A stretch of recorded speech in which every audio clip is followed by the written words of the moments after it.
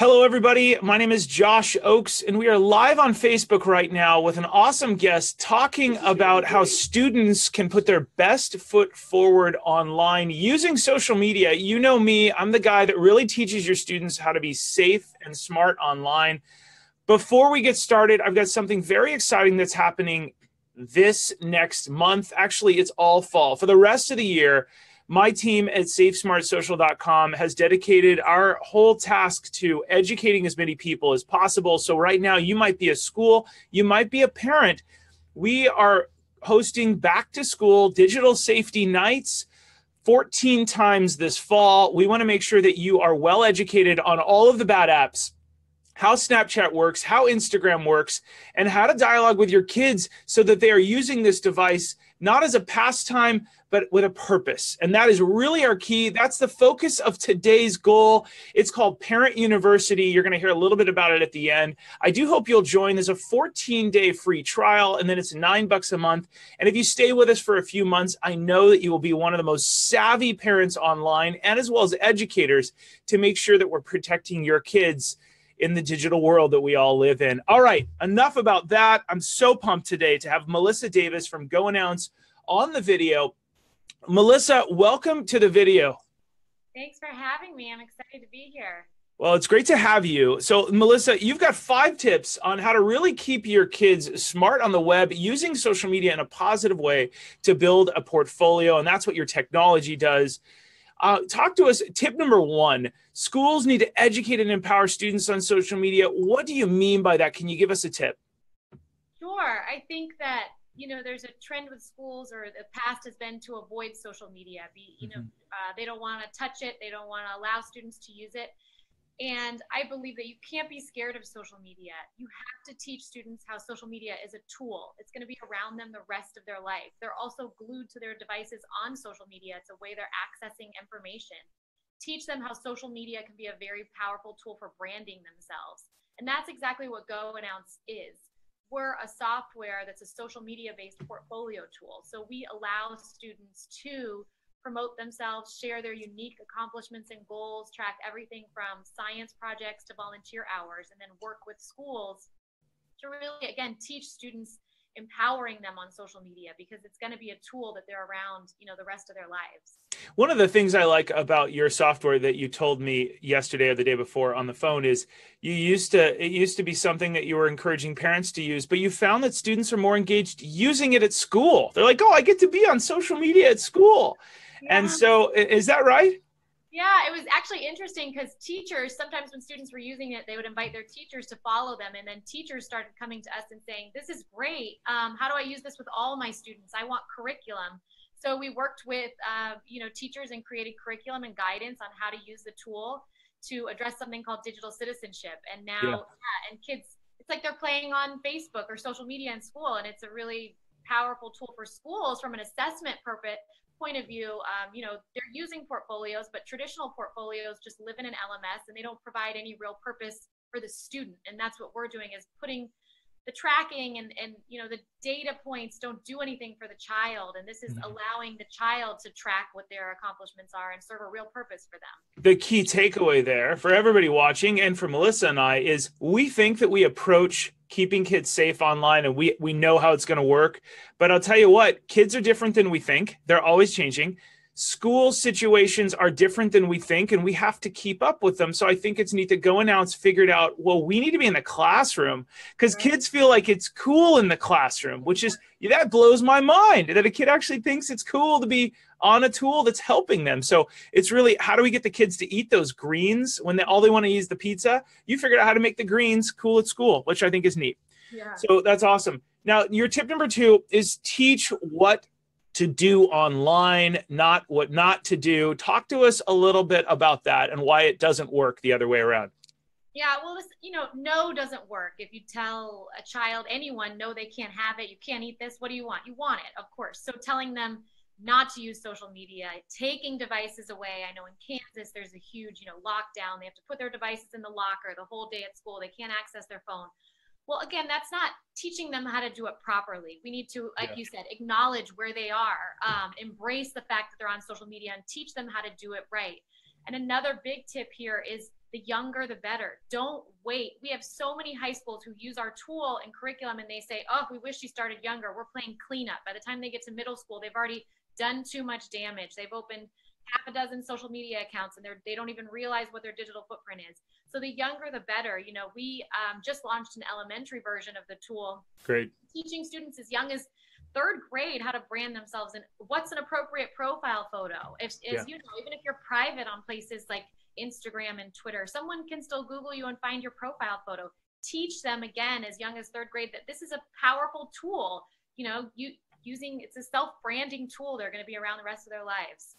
Yeah, that's really wise. And a lot of parents and schools that are watching this, a lot of parents really will say, we'll get to it. They think that I joke in my speeches, I say, hey, the government will not call you and say, it's time for you to get started protecting your kids online. They are now entering freshman or sophomore year, right? And they laugh, but it's true.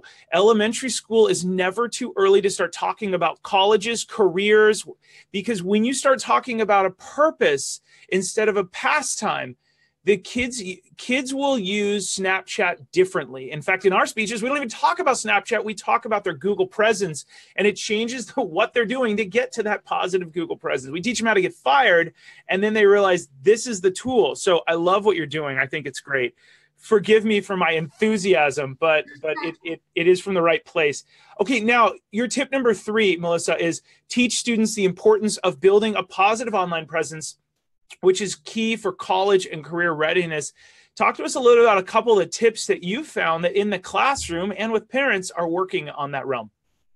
Yeah, well, this whole idea of digital citizenship, you know, it's a term that schools are now starting to bring in. And what is digital citizenship? What does it mean? You know, again, going as young as elementary, instilling this mindset that they're going to be on tech. And digital citizenship is just being a good citizen. It shouldn't be digital. It shouldn't be, there's no difference between analog and digital anymore. Yeah. The big thing is for why this is so important for college readiness is, you know, you have the statistics that Kaplan released a year ago, almost over 40% of college admissions are looking at students' social media. And when you talk to them, they're not doing this because they're looking to police students and find out the negatives, or even with hiring social media, you know, over 90% of employers look at social media for hiring.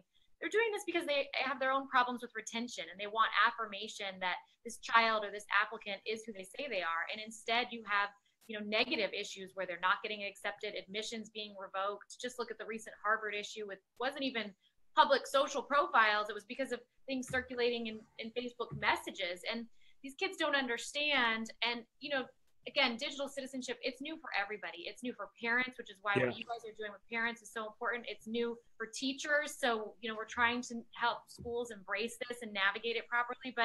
And just because the kids grew up with it doesn't mean they know how to use it properly. And why schools really need to address digital citizenship and, more importantly, their digital footprints is, you know, if the goal of secondary education is to get students placed into jobs or get them placed into college, whatever the child's path may be, you can't ignore a child's digital footprint anymore. It's the most important thing. So digital citizenship shouldn't be this one-off, we're going to address it in one class, a technology class in 9th grade. It should be something that's addressed in every class, every day, because they're using tech every day. And, you know, again, it's this idea that what I do in the real world and my character traits in the real world are also the same character traits I'm using everywhere online. Just because I'm behind a screen, I can't, you know, not use proper grammar, complete spelling. You know, it's just... Agreed. You know, there's a slight note that I read this morning. Somebody that's a college counselor sent me something today. They said, this is an interesting read. And the read was a little bit about this. And this is something that we know about, but is really becoming hot now. That Harvard story of 10 students getting rejected, one of them ratted them out. And those of you that are watching this that are parents or educators, every parent seems to think that, oh, my kid will do fine. They'll compete with the other students. They're valedictorian at this high school. Now, that's assuming you didn't start too late on your digital presence. But if your student goes, oh, we're doing great, this is awesome, I'm competing with all the other students in my class or at my school, that's wrong. You're competing with students, first of all, worldwide. You want to go to UCLA, USC, Stanford, anywhere else, you are competing in a much bigger fishbowl than you ever thought possible. There's a lot of threats out there. One of the threats that we have seen, but is really becoming prevalent today, this morning for me, is that people are ratting out other students. So two students are applying to UCLA, and one of them goes, hey, admissions person, you should look into so-and-so because we heard this. And they'll make a fake email. They'll notify somebody, and they go, and you're probably thinking, oh, well, that'll never happen to my sweetheart. Well, living a different life online from real life happens to everybody to a certain degree. And what you're saying is every day we need to understand that everything we're putting online, and we're going to get to your next tip, which fixes this, somebody rats you out. It's not going to hurt them as much as it'll really damage you. And that's why we need to be aware and have a dialogue with our kids every day about everything you do online is going to be public, even though kids don't want to hear that. Tip number 4, digital communication promotes student reflections. Talk to us about that. And can you tie that up? I call that how can that be a case study? How can we teach students to create a case study? And how does your tool do that? Yeah, well, when using GoEnnounce, they're sharing their accomplishments and their goals and their interests as a portfolio. And we really encourage teachers to work with students on their digital communication. Again, using things like proper grammar, complete sentences, and this idea that because it's behind a screen, I don't have to write in complete sentences. I can use slang and be very quick. Yeah. And this all reflects their digital communication skills on all social media. So they're more conscious of it when they're using all social media, because as you said, they're not private anywhere. Someone else can always see it, take a picture of it, especially when you're entering competitive situations.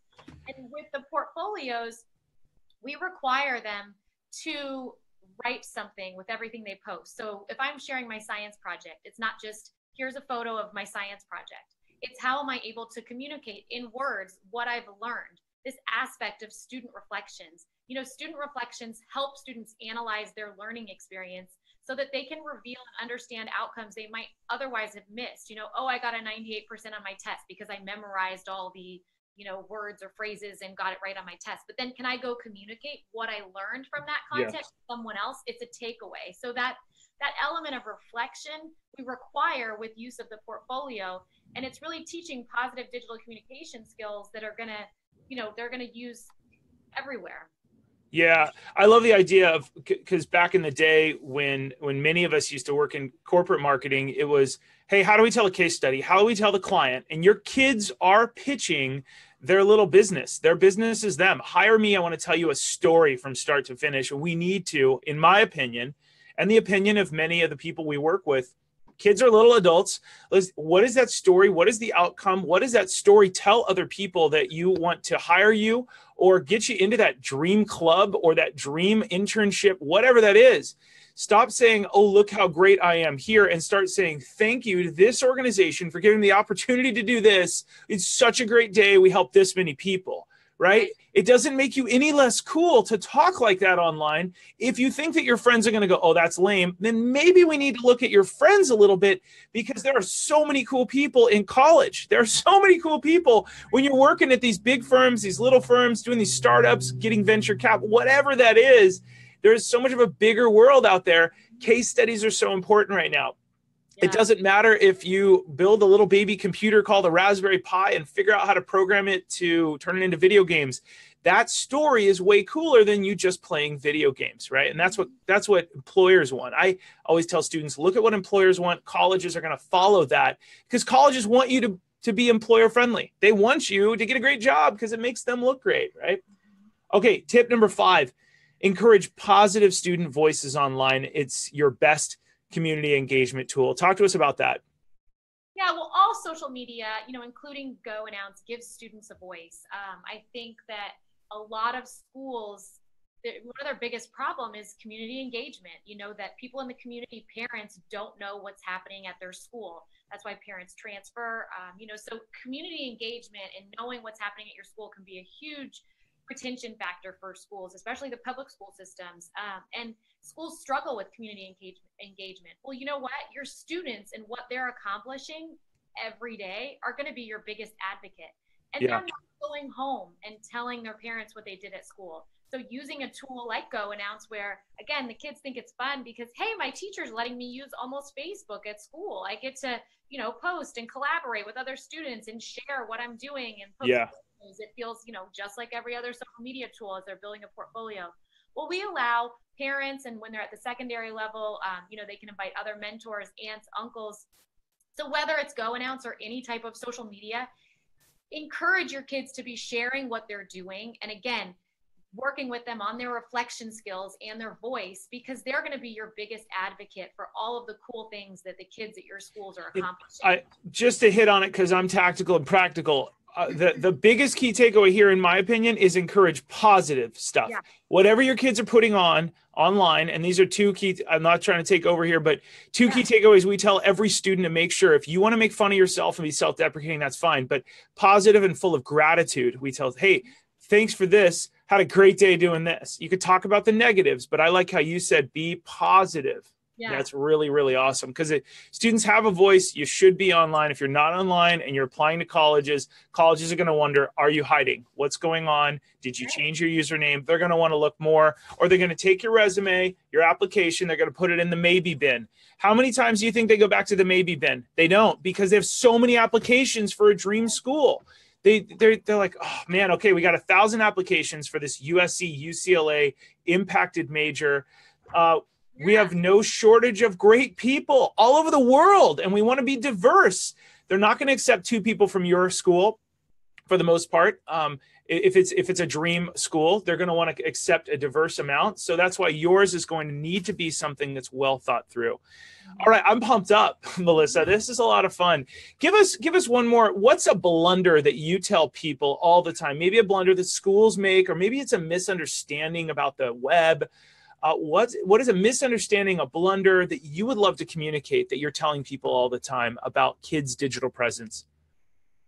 Well, I think it's parents have it, kids have it, and schools have it, is that, I'm not doing anything wrong. It's not my kids, oh no, we don't have a social media issue. We don't need to address it. We hear that sometimes with schools. Oh, this is really cool, but we don't really want to bring social media in. The kids are fine. And then they have an issue. And then, or with kids, they think, oh, I don't do that. That's not, when you approach them with the nose and what not to do, that goes in one ear, right out the other. And they think, oh, that's not me. And then, clear, just like with the Harvard students, they weren't necessarily troublemakers. They were clearly bright students if they were getting into Harvard, but they don't realize that, yes, that is me. I didn't realize by commenting here, so again, this whole idea with kind of going back to the beginning with empowering them and teaching them that this is a tool, and embracing social media before you have an issue. I would say, we get the schools then saying, oh, now we need to address social media. Now we weren't ready to bring you in because we had an issue. Don't wait till then. Again, start them young, elementary. Don't wait till you have an issue. Have a dialogue, treat them like they're adults very early. Nobody ever said, oh, I treated my kid like an adult and now they're behaving like a child, isn't it? Right? I mean, they when they understand the adult things. And then also, one of the things we tell parents is, if you tell a kid not to touch a hot stove, what are they going to do? They're going to want to touch that stove. But if instead you tell them, hey, we are going to cook spaghetti tonight for dinner, you're going to use that hot stove, we're going to use those sharp knives, and I'm going to show you how to make a delicious meal, the bigger picture. Then they're like, no, I understand what that stove does, that knife does. I understand the bigger picture, and I want to be a part of that because I've got a good dinner at the end. And that's what we're really trying to show students is audit your kid. This is just my little PSA. Audit your child online using Google, and then dialogue with them about their future. That's one of the best things that parents can do right now. And then go create content that gets them to that future that the kids want. Right? Dialogue, what school? And that's what GoEnnounce kind of does. Okay, real quick, I want to talk to you about how we're going to absolutely change some people's lives this summer. This fall, we're going to talk to them a little bit about Parent University, learn the hidden parts of social media apps. I am logged in right now, but we are going to train people on how to use the popular apps this fall, 14 different lessons, how to talk with your kids so they'll listen. Bring your biggest safety questions. Watch all of our sessions on demand. We're August 1st all the way to November 20th. We have 30-minute sessions that are teaching people basically how to shine online, and they're micro sessions so that you can get good nuggets. And then if you want to come back for more, we have little 3 to 10-minute videos, really the stuff that I go around the country and sharing on a bigger picture with a bigger price tag. This whole thing is $9 a month, and we make you the most savvy parent you can become. And it's something we're trying to help high schools, middle schools with, so that they can afford to have a back to school parent night, because not every school can afford to do that. And we want to make sure it's affordable for them. You guys can click the link below, the link above, to learn more about Parent University and make sure that you're savvy and up to speed. Hey, Melissa, I'm really thankful for you and all these tactical tips and all that you're doing to protect people online. Yeah, thanks. No, this was a lot of fun. And I just love what you're doing for parents, because I will say that schools who use our program, that's the biggest feedback we get is, well, this is great. We love what we're, doing with the students, but we need to enforce it at home. Again, it's new for everybody, and parents need some navigation as well. So I think. Yeah, don't we all? Yeah, that's terrific. Thank you, Melissa, for all your tips, all your hard work in protecting kids and helping them to have a better future with your tool. You guys can click the link below, whether you're listening on our audio only podcast, whether you're on our blog at safesmartsocial.com, or where you're watching at Facebook Live. There's going to be a link to Melissa's technology, her service, and what she does in schools. I'm so thankful for all of you. Thanks for watching live. As always, make sure you're keeping it light, bright, and polite as you're setting a good example for students, whether it's in school or at home. I'll talk to you guys all soon. Have a wonderful day.